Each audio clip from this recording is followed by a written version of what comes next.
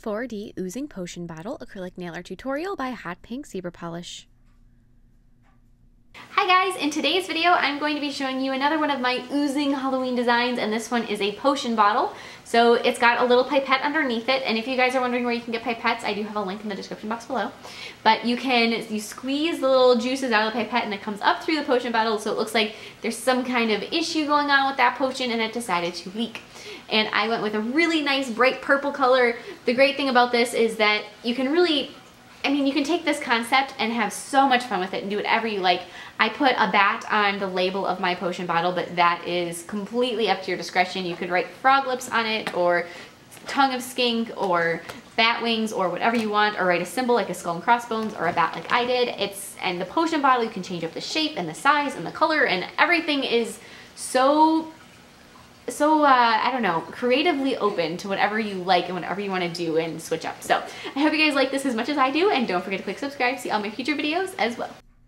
So I'm going to begin with an overlay of a green acrylic. So before you start with your background color, try to think of what color you want your potion to be. So I knew that I wanted mine to be purple because I have this gorgeous color of purple food coloring. So you have to kind of plan that out before you think of your background color, because you wouldn't say want green potion and a green background. So try to do something that's a little bit different just to keep it so that you can see everything really well. After you have your background color down, go ahead and encase the nail with a layer of clear acrylic just to make sure it is nice and strong.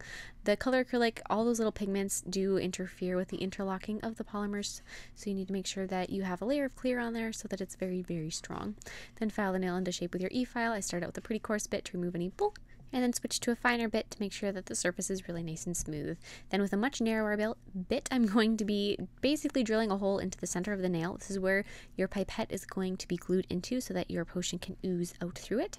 And then on a fairly large straw, so this is like a boba tea straw or a bubble tea straw, something that is, or a milkshake straw, a really wide one, you're going to sculpt the first part of your potion bottle with a clear acrylic. After that is set, pop it off of there, and then add the little bottom onto it with nail form backing and some more clear acrylic. Paint the inside of it part way up with some polish, some gel polish that is similar to the color that your potion is going to be, and then glue that very, very lightly with some nail glue onto a smaller straw to create the neck of the bottle. So the bigger straw, when you're sculpting that, I pinched the one end of it so that my bottle would taper down towards the bottom. But the fun thing about making a potion bottle is really the shape is very forgiving. You can do whatever you like with it. You can really have fun with it. You can make some, I've seen little circular bottles that are for potion bottles, or ones that are just straight up and down. You can do whatever your heart desires with it. You can have fun with it and make your own shape. And then make sure that you fill in and smooth out the inside of the potion bottle so there's no weird marks in there. And then fill it up pretty full actually with clear acrylic. You don't want too much of a gap under there. Just enough that your little potion ooze can come through. So then glue that bottle onto your nail and then seal in all of the edges with some more clear acrylic. It is very important to seal in the edges completely, because if you don't, you're going to end up with some leakage. So it's kind of like when you're doing an aquarium nail. If you don't have every single little spot sealed in, you're going to start to leak, and all of a sudden your little aquarium is going to be empty. If you do this, all of a sudden it's going to be oozing out the side or out the bottom, and you just want it to ooze out the top. So keep that in mind and make sure you don't have any spots that are still open and anything can sneak through. Make sure you keep that hole open underneath and all the way through so your potion does have a spot to go. And then with some black paint, I'm going to just gently outline the bottle. Since it is clear, it is kind of hard to see where the edges start and stop. So if you just add a nice simple little outline on that, it really makes it clear and easy for you to see. And then paint the label on it with black.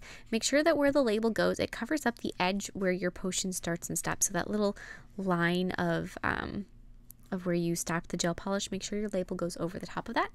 And so when you're painting your label, it's the same thing with your potion bottle shape. Really have fun with it. You could do 10 fingers of these potion bottles, and each one could be separate and different and have its own unique personality.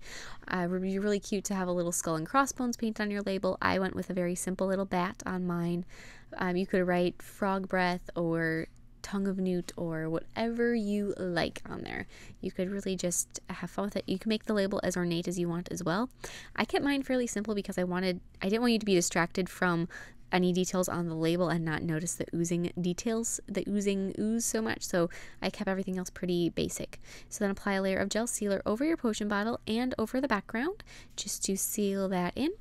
And then you're going to want to cut off the end of your pipette so it's not quite so long or narrow. And then mix some hand sanitizer with some food coloring and some glitter. So I find hand sanitizer has the right consistency to really ooze properly, so I love using that as my base. And then after you have it all mixed together, you should be able to take your pipette and squeeze out the air and suck up some of your little mixture. Put some glue around that mouth after you've cleaned it off so it doesn't have any extra stuff on there. And push that into the hole that you created in the nail and let the glue set for just a second. It doesn't take too long.